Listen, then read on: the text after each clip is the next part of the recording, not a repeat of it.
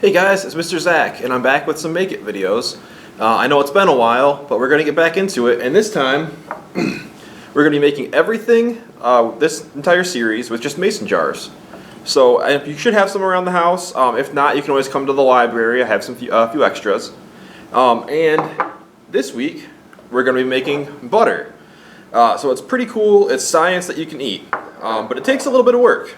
So the only two things you need are your jar, and you just need some heavy whipping cream. It's a little bit different than milk. Like its name, it whips up a little bit better, so it's going to work better for us making butter. The first thing you want to do is you want to fill your mason jar about halfway. Alright.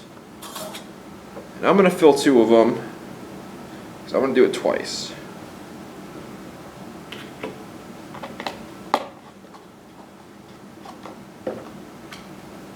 And then you want to put the lids on, and you really want to make sure that you get that lid on there good, because you're going to be shaking it and you don't want to make a mess.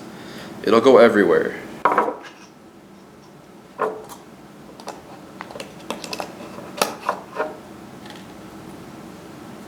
Alright, so we have the milk, the heavy whipping cream inside of here, and then the next thing that we're going to do is we're just going to shake it. And don't be discouraged if it takes a lot of time, because back in the old days they used to use butter churns to churn butter, and even then it was a lot of work. This is a little bit simpler of a method. So you're going to have to shake it for a while, and I'll go ahead and do some movie magic, and I'll keep shaking this, and we'll come back and see what we got. Okay, we're back after shaking the first jar.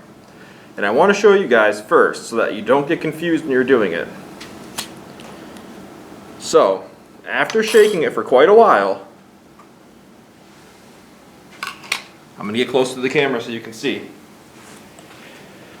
We have a cream-like structure, alright? And it's basically the entire mason jar is almost filled with it, right? You can see there's a little space in there, but you're going to feel like when you're shaking it at this point that you're not getting anything done. Because the cream is now kind of solidified, and we're almost to the point where it's becoming butter. But it's important that even after it's like this, you have to keep shaking it.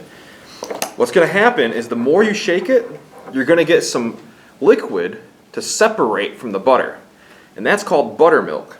And what buttermilk is it's basically the parts, the liquid in the container kind of coming away from the curdled butter. Now, what you want to do is you just want to keep shaking it. You're going to see that your butter is almost going to form into like a ball. And you just got to keep going, and eventually it'll separate. So I'm going to keep shaking it, and we'll come back and see what we have at the next step.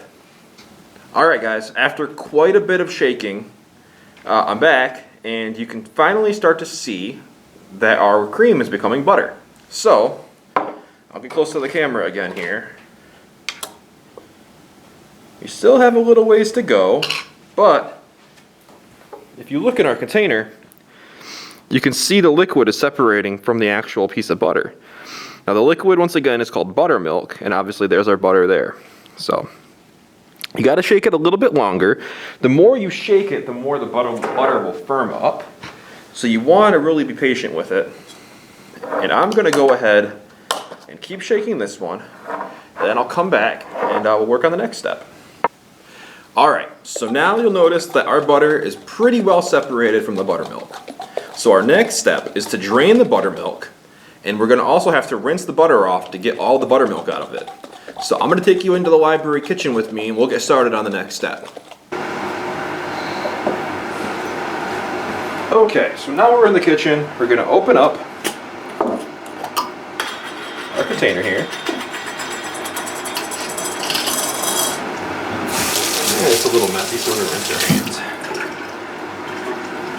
Okay. We're just going to grab a container, something to put the rest of the buttermilk in. Some people like to keep the buttermilk, and that's what I'm going to do. You can use it for other recipes, and I'm not going to waste any, so I'm just going to drain the milk into this container. Alright, and now you'll see that all we basically have left is our butter with a little bit more, so I have to drain it again, but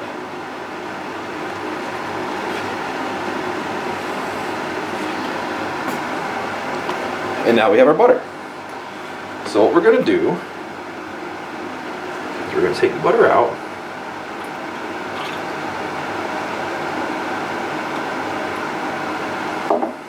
Okay, and there's our ball of butter. I know it kind of seems weird to be holding it in your hand, but what you want to do is make sure you get all the rest of the buttermilk out of it, otherwise it's not going to taste very good. So, we'll rinse our container here. So we have something to put our butter back into.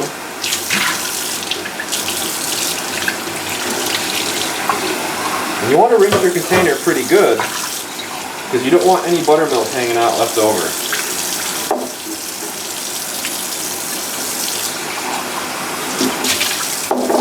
We'll rinse the top too.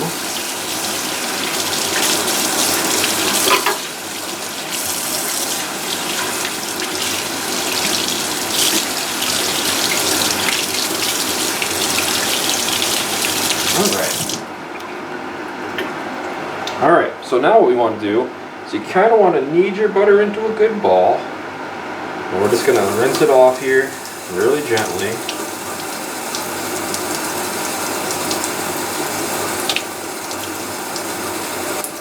And you'll kind of notice the water coming off of it will be a little cloudy. You basically just want to rinse it until that water is clear.